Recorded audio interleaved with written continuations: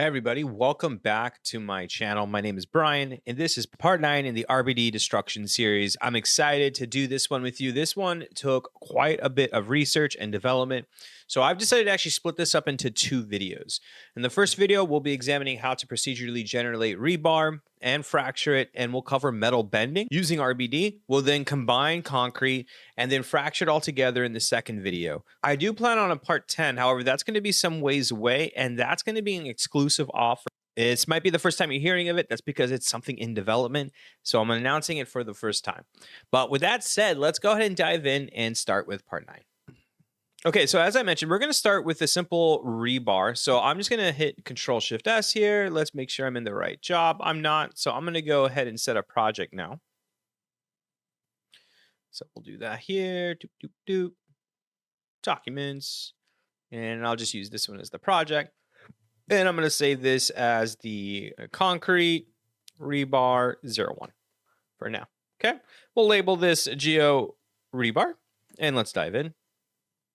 And we're going to procedurally generate our rebar. And to do that, I'm going to do a couple things here. The first thing I'm going to do is create a tube, polygons, and we'll make sure we have end caps. We can go ahead and do smooth wired at this point. And I want to pin this to the ground. So I'm going to take the height here, copy parameter, paste relative reference, and we'll divide that by 2. And it'll be on the ground.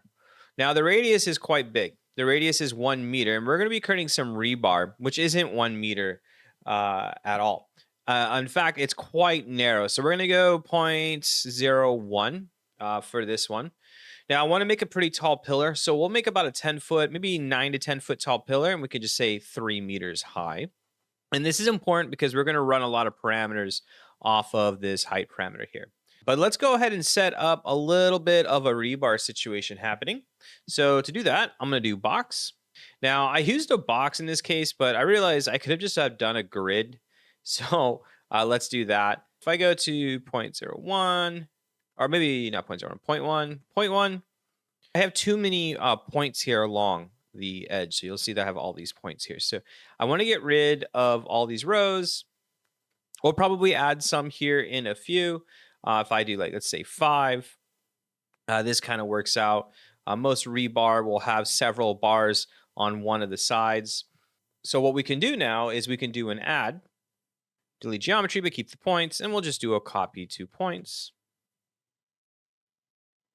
And we have our initial rebar. Now we want to create some rings going up procedurally. So to do that, I am just going to take this grid here that we have, and we'll do a curve from edges. And you'll see that I'm allowed to, I'm able to create this curve that goes around the edges, but I don't want these lines in the middle. So I'm just going to duplicate this grid.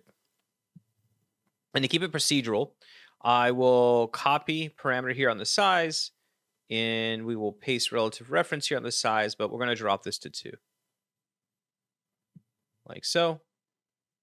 And we'll do curve from edges, and there we go. We have this nice curve. And then I will sweep.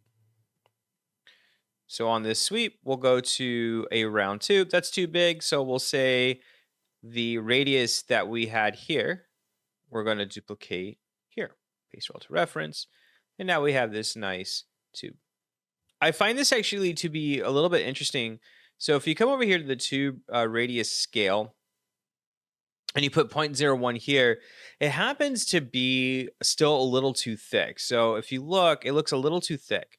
Another thing also to understand is the radius of this grid actually needs to be bigger because we need this tube sitting on the outside. So what I like to do at this stage is I like to add like 0.02 and maybe plus 0.02 here.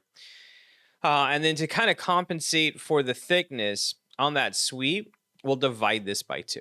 And there we go. It's a little thin, but if you look at a lot of reference, it's pretty similar to what we have here. But now we want to create a procedural generator that's going to create copies of this going up. So to do that, I'm going to drop a copy and transform node and move this over. Write a couple of parameters here. So the first one that I want to do is this translate here. And I want to also take, so I want to translate this up. So if I say 5 here and we put 3, actually we'll put 0.25. You'll see that I will just keep getting little rings until I get to the top, and we get these nice 13 rings at every 0.25. However, I want this to run a little bit procedurally. So let's go to the tube. I'm going to take the height, copy parameter, and I'm going to paste relative reference here. And we'll just say 2, and you'll see it'll create a copy at the top for me. But what I could do is, hey, copy parameter here, and we will divide by the amount of copies. So there we go. And now we'll get one that's half as high. Well, let's say I want 10 copies. There we go. Looks pretty good. So you'll see that the amount of rings now is controlled procedurally and should always evenly split them up. The only downside is we don't have one at the top. Quick little workaround for that is just to do a transform node here, not a copy one, and then take the height, copy parameter, paste relative reference. There we go. And then we just merge them. Now we have our procedurally generated rebar. Okay. If we merge them together, we have rebar. There we go. Looks pretty cool, right? Now, this isn't necessarily done yet. We want to actually set up a few more attributes for ourselves just in case we need them down the line. And to do that, I'm going to use a node here called the connectivity node. A connectivity node is a simple node that we can use that can give us an attribute, either an integer or a string, like piece or a name or just an integer class, to identify each piece right here. So we're going to do the connectivity first on the vertical one here. And on this connectivity, we're going to call this h bar. So string h bar, and I'll do underscore. And I actually want this to run over the primitives. So if we go to the geometry spreadsheet now, you'll see here we have a class named h bar. Now I don't want this named class, so we're going to rename this to name. Now let's do the same thing on the other side, and I will just copy this over. And we'll call this vbar. And so now if I come down to the merge, you'll see that I have vbar and hbar, and they all have a number. Because the way it's working, it's looking for the connectivity of each piece. Cool. So we have that ready to go. I want one more thing too. So I want to actually store this attribute in another name here, but keep this name. So we'll just drop an attribute wrangle, and we'll say s at bar name equals s at name. This needs to be ran over primitives. There we go. And this will be useful for down the line. Once we break this up into pieces, the name attribute will change, but our original name here won't. It'll make our lives so much easier.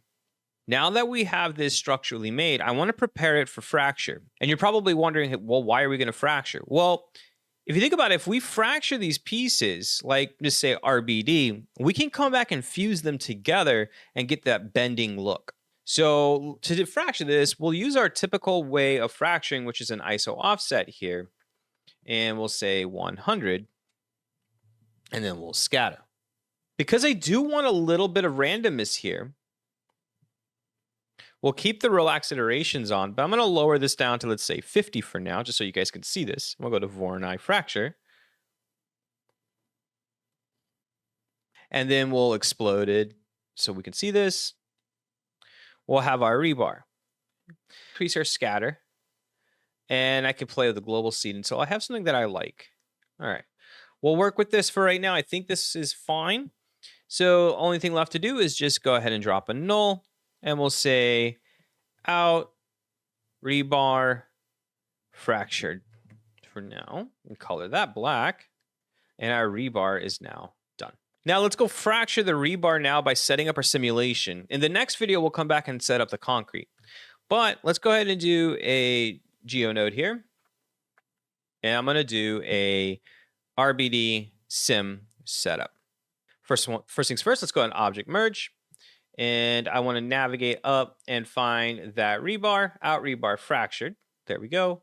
I'm going to go ahead and hide other objects. We don't need to see that at this point.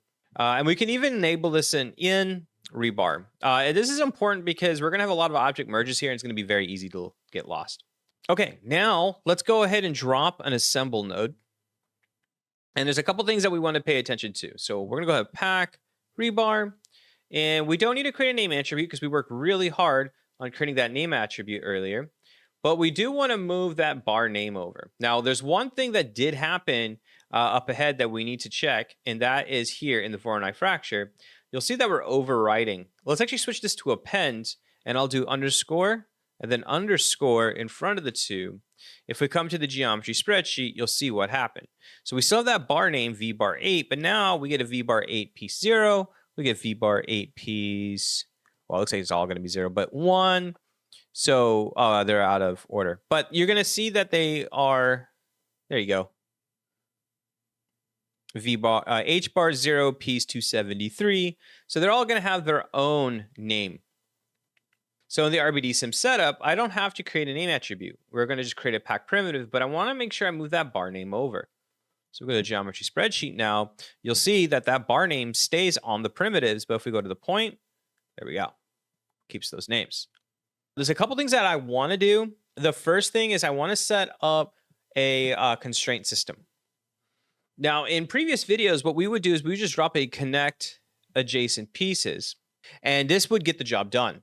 However, what we want to do is set up a system to where this point right here is attached to a point right here so that it can bend. See, if I attach to the centroids, they're going to rotate around the centroids, and we don't want that. You'll have separation right here. So we want to keep the point of separation in between the 2 points. So let's move really quickly and set that up. So in order to do that, I need to unpack the geometry. Where we unpack it, we want to make sure we move all those attributes that we just created over. So bar name and name. And so now we're back to actual geometry. In the connect adjacent pieces, we got to set a couple things up a little bit different here. Let's go ahead and do surface points. And you can see it looks different now. If I show you here with the, let's do the numbers here, and I'll just highlight here, you'll see what's happening. We still have a connection from inside the pieces here because we're using the name. If I were to switch to bar name, you'll see what happens as well too. Everything's going to go over here to the middle, but we'll keep it on name. Okay, there's a few things I want to change here. We're going to lower the points per area. The search radius will increase a little bit, but I do not want it very high. Too high, what's going to happen is we're going to have points, and we can see it actually happening right here. We're going to have points that are going too far out. You see how this primitive just got created. So don't go too far. I would say 0.04.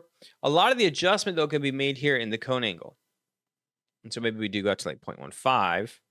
A few of these is not the end of the world, but we want just straight lines, as many straight lines as we can get. I think we're in good shape here. I want to make sure that I switch this to center of mass, and I also want to calculate that rest length for later. Now, at this stage in the game, we would drop a attribute, adjust, we would do an RBD constraint properties, and this could be a very useful tool for us right here, but we're going to actually use wrangles in this video, hence why I'm also going to split this video up into 2 parts, because it does take a while for people to wrap their heads around wrangles sometimes as they're learning Houdini. So we're going to just set up wrangles to do this. And I'm going to say, hey, set RB con attributes. And that's going to be set rebar constraint attributes. And we want to run this over primitives. And this is what we're going to write. We're going to say s at constraint name equals stick. In this case, we're going to use stick. I guess you can use bar, whatever. But I'm going to use stick. Typically, in past videos, when we do this, we'll say glue, but we're not going to say that because we're going to run a lot of constraints, and we may merge some of these networks down the line. So to be safe, we're going to give them all very unique name IDs. We also want to do an s at constraint height, and this one's important. We're going to do a position constraint. And let's just initialize the strength here for now, and we'll just leave that at 1. We may change this later, though. And this is just going to be our standard attributes at this point. And so I'm going to go ahead and say null out rebar constraint. So our first constraints are done, and we could test this out. So the only thing left to do at this point is to create an active attribute. So we'll do that. So attribute wrangle, we'll say set rebar active. And I could just do this by saying if at p.y is less than channel float thresh, I at active equals 0. And we need to initialize this. So if we just go up a level here, we'll say I at active equals 1. Cool. And to visualize this as well, we can do an RBD configure. I like using this to visualize the active attribute. We'll say active. You'll see everything is active here. And then we'll promote this. Oh, you see this issue right here where I have this viewed, but then I highlight this node and it overwrites it. We come up here and right click on whichever component you're on, and then just go to show display operator. There we go. And now I can raise this, and everything above this line will be active. That'll be good for this one. And we'll say null out rebar geo. Let's create a quick collider here at this point. I'll just do a box, and we'll shrink this down to maybe 0.5, and I'll move this. I'll move this over about right. Actually, let's go. Yeah, this will work. Actually, let's go on the x-axis.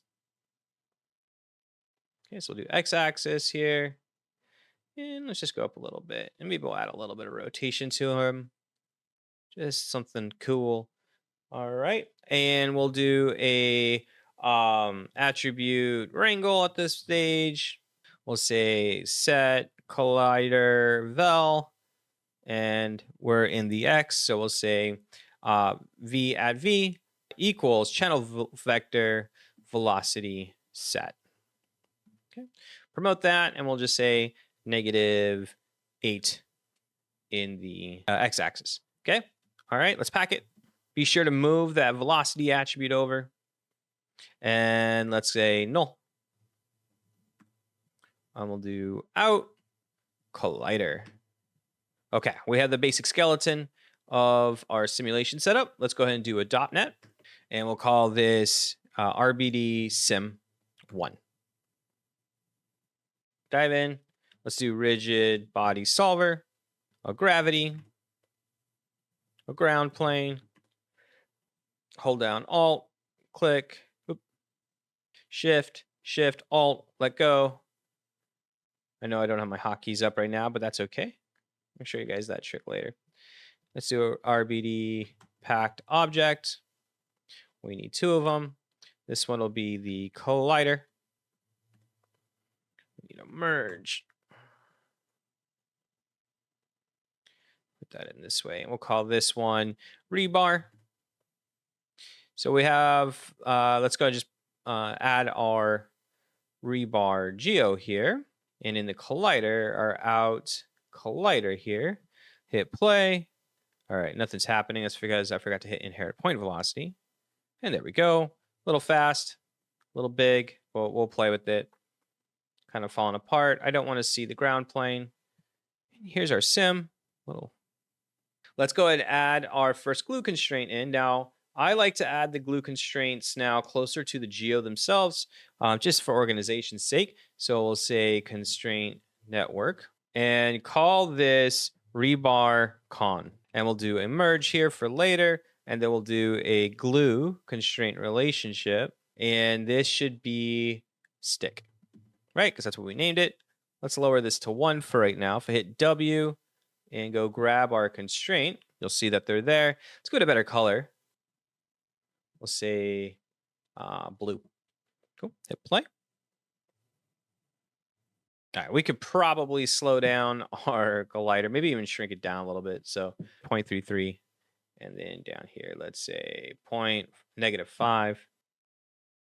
Cool, that looks great. One of the things, though, that's happening is all of the constraints are kind of just dying out, but that's going to work in our favor. The next step right now is to create the second constraint level, run some vex I'll have to explain, and we'll get this to bend. To do that, we'll just work off of what we already have. In fact, I'm going to copy everything over, but there's a lot that we have to do here. So we're actually going to change the name here, call this bend. And we can even say, set RB bend. But we're going to run another wrangle right after this. And this wrangle is important. And you'll just have to work with me here as I explain it. But this will be the most advanced thing that we have done so far on the channel, or at least in this series. So one thing I need to do Let's go here. But I'll go to the object merge here. Let's get rid of that star, and I only want to bring in my rebar for now. This is what it should look like. We'll sort out how we're going to import here in a few. And on this one, I actually want to go back to connect from points. And we want to make sure that this is actually between each major piece. So to do that, I'm going to lower my search radius here by a lot. We don't want all the random pieces. The max search points will say 21. And I'll go all the way to 180 this time for this. And maybe we'll increase our max connections to, let's say, 10. We still want this to be off the position. All right, so the magic is going to happen in another wrangle here. So let's just drop that wrangle now. And what we want to try and do is get the vertices at the end of each one of these primitives and kind of record their world space and then calculate that over time, as well as the middle position between the two vertices, so that we can make some adjustments inside of DOPS later to bend our constraints. So let's go ahead and do it. I'm going to initialize a few variables here, and we got to make sure we're on primitives. So we'll say int vt0 equals vertex index 0 at primnum 0. And that's the first vertice. Let's go get the other vertice now, and we could just copy it, paste, and we'll say 1 here and 1 here. Okay, so we have that. Now let's get the points. Same thing. Okay, we're going to do the point, and we'll say int pt0 equals vertex point 0 vt0, right? Because we just got that vertex index. Now it's kind of converting this into a point in space that we can use. So we'll say int pt1 equals vertex point 0 vt1. All right, almost there. Now we need to get that position. So we're going to need to get the position of these in space. And that's easy to do. We could just do a point attribute because we just created that point attribute. So let's go ahead and say vector pos 0. Okay, so position 0 equals point of this geometry, the position, and then we use pt0, right? Because what we did is we grabbed the vertex, right? So we grabbed that vertex, we grab its point attributes here. Now we're reading those point attributes and extracting that position in putting it into pos 0. So we'll do vector pos 1 equals point 0 position pt1. Now we get to do our calculations. So since we have these two vectors now, what we can do is say, hey, let's take a vector and take the middle of these two positions. And that's an easy operation. That is just math. And we're going to add these two together. So we'll say pos 0 plus position 1. And then just divide them by 2 or times 0.5. Either one. Either way works. As long as they're in parentheses, you could do divide by 2 or hit times 0.5. And now we have this middle position. Take this middle position and create an attribute at the point level for each one of these points. And this is important that you run it on primitives, because what we're doing is we're going to run it over primitives. See, if we ran it over points, even though these are point attributes, you can't split this point to this point because it's going to run over each individual point. But in primitives, we get to run it over the entire primitive looking at this point and this point. In other words, in one wrangle, we're doing the job of two wrangles. So set point attribute 0, and we want to set the new position, okay? And make sure we're setting on pt0, right? We're setting it on that first point. And we want to reapply that mid position. So mid position. Do it again. This time we'll do it on pt1. So I'll just copy that. And pt1. I think we're good. Mid pos, mid pos, mid pos. This all looks good. Okay, we can even call this set mid pos world space. And let's go ahead and put a null down and say out, and we'll call this rebar bend constraint. Call that black. All right, let's dive back into our sim. So over here we have our rebar constraint now. The next thing I want to do is add another constraint network. This is why I'm actually adding it up here, because it gets really easy to get lost. If I had add all my constraints down here, you can get really lost, even if you name them. So we'll do a constraint network here, and we can call this bend constraint. We'll need another merge. let's go grab that constraint. So we'll call this out rebar bend constraint. And this is where the secret sauce is going to happen. Although, and this is this whole process taking off a lot of inspiration that I have picked up from the OD Force forums, from the side effects documentation, as well as some YouTube videos out there as well too. The first thing we want to do is we're going to create another SOP network here inside of DOPS. Now, you technically can just create another side chain here, or you can create another SOP here, but because you're going to be jumping in and out, it makes complete sense just to drop a SOP network inside of your .NET. And we're going to call this bend create. Okay, and we can give it a color. We'll say light blue. Let's dive in. I'm going to do an object merge here. And we're going to bring in our rebar constraints. And then we're doing another object merge here. We'll bring in the actual geometry. You got to actually create links here so that we can go read that geometry. The easiest way to do this is to go and map up here to your network. The problem, though, is we actually have to grab the relationships. One way to do that is to start typing. We can say / obj. /RBD. You could just hit enter now. Whoop, sorry, no, you can't. RBD sim setup, and then RBD sim 1. We don't want to go into the bend create at this point. Let's go ahead and hit a colon. And this is going to allow me to read an attribute from inside of our DOP. So let's jump up. Let's go to the geometry spreadsheet, and let's look at our output here. I'm going to disable the bend so that I can see it. So if you look at relationships here, you'll have rebar constraint, and then you'll have another constraint network here, which that's because it's not on. Let me see if it comes. There it is. All right, so the bend constraint there. Cool. And we want to grab the constraint network and then the geometry within the constraint network because we want all of this data that we created. And maybe it even helps to write this down. So we'll do a notepad here, and we'll say relationships actually should be capital. So relationships, we're going to do bend constraint. We're going to do the constraint network. And then I want to grab the geometry. We can even just copy this now at this point, dive back into our bend create, and then after, put that in, and we'll hit enter. And there it is. We have our data. So if we look at the bend constraints, cool. Now we have to do the same thing for the geometry.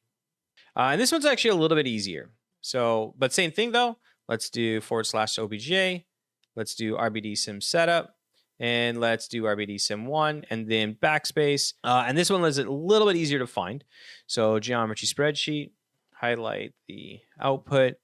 So this one, we're going to go look for rebar. There it is, rebar.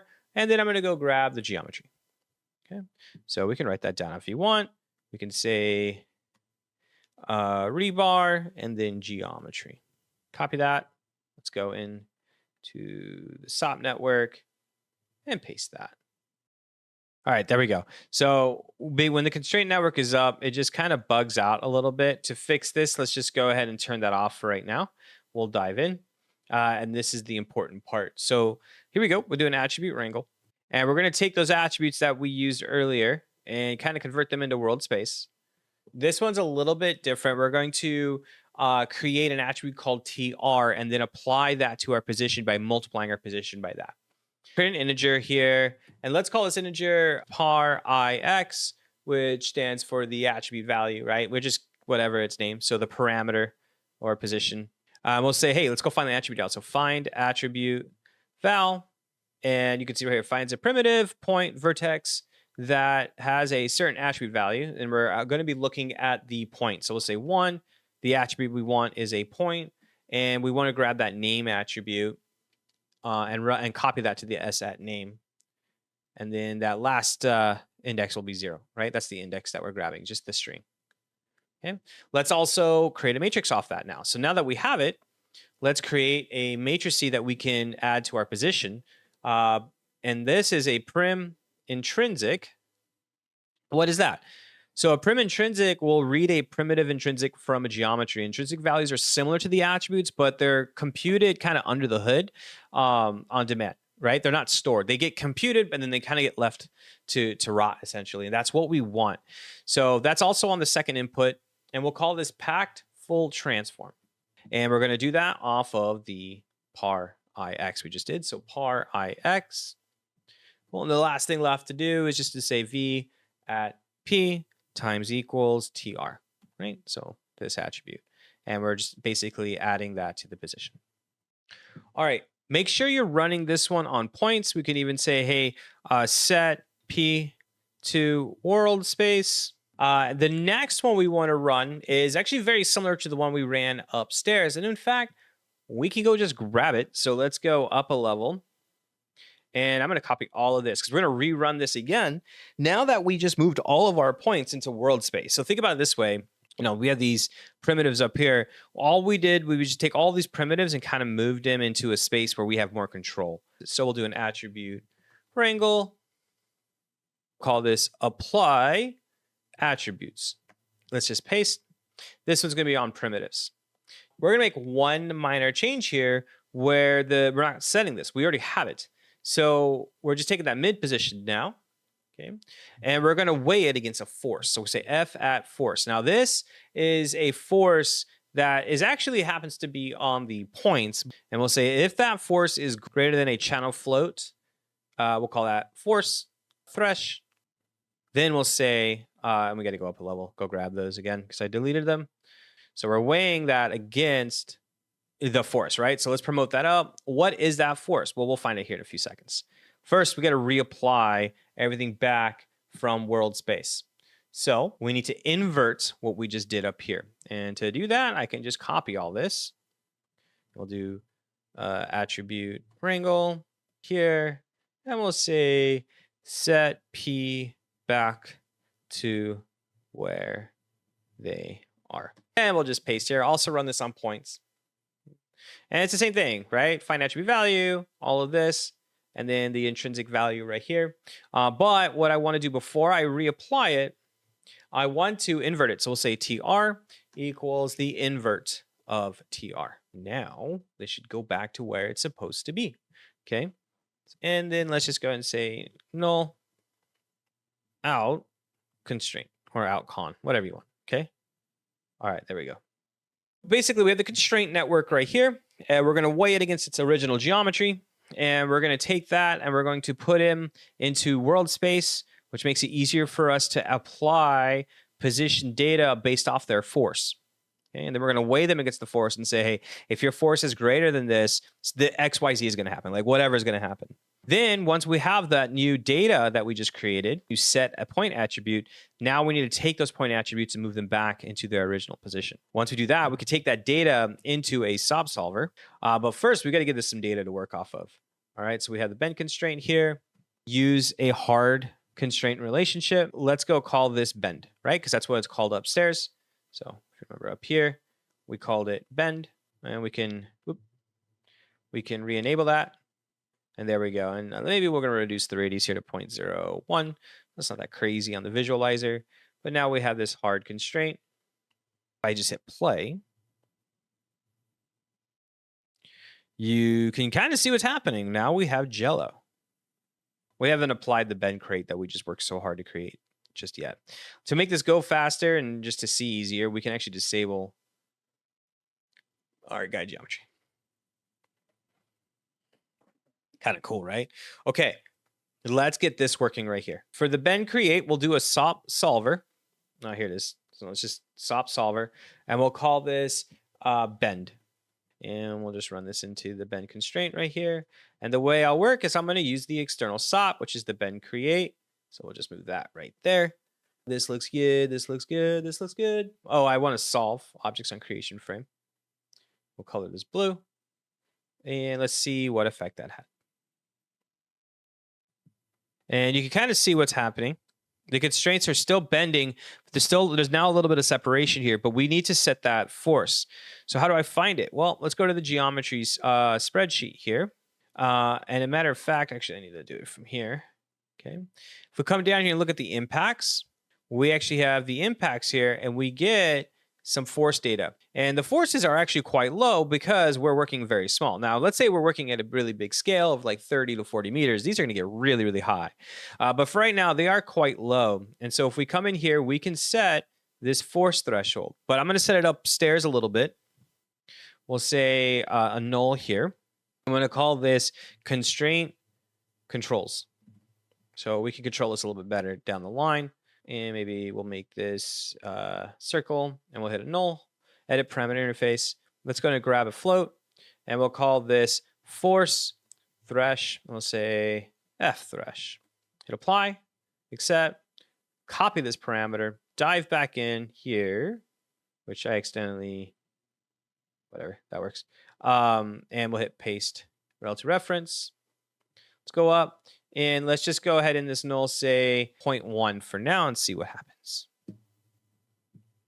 Okay, it kind of looks the same. Let's go all the way up to 5 and see what happens. Quite small, so maybe we'll say 0.01. Might have to go smaller than that. But they should eventually bend and then get to a place where they rest. Maybe 0.001.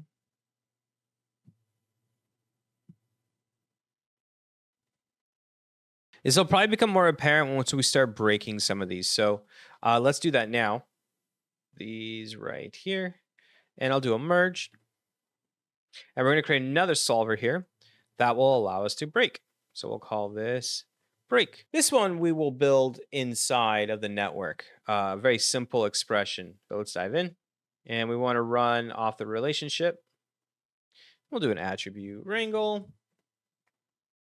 And we'll say if the distance, so f at distance, is greater than channel float thresh, we will remove those prims. So I say remove prim 0 at prim num 0.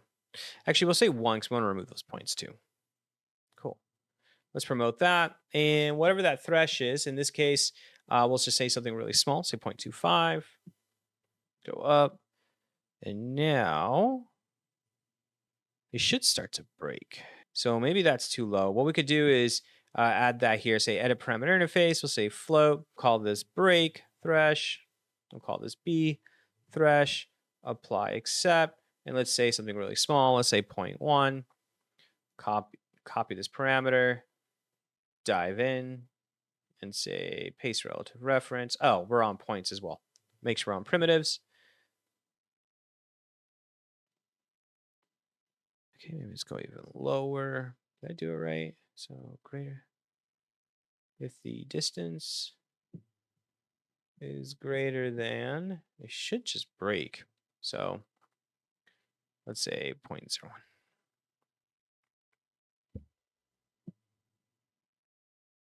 All right, there we go. We have some breaking now. You could see that. So if we look closer, see that one that just swung down, that broke. If we say 0.001, they're all going to break, right? So that's too low. Let's say 0.005 and maybe 0.05 here, very small. And there we go. Maybe 9, and we'll say 8.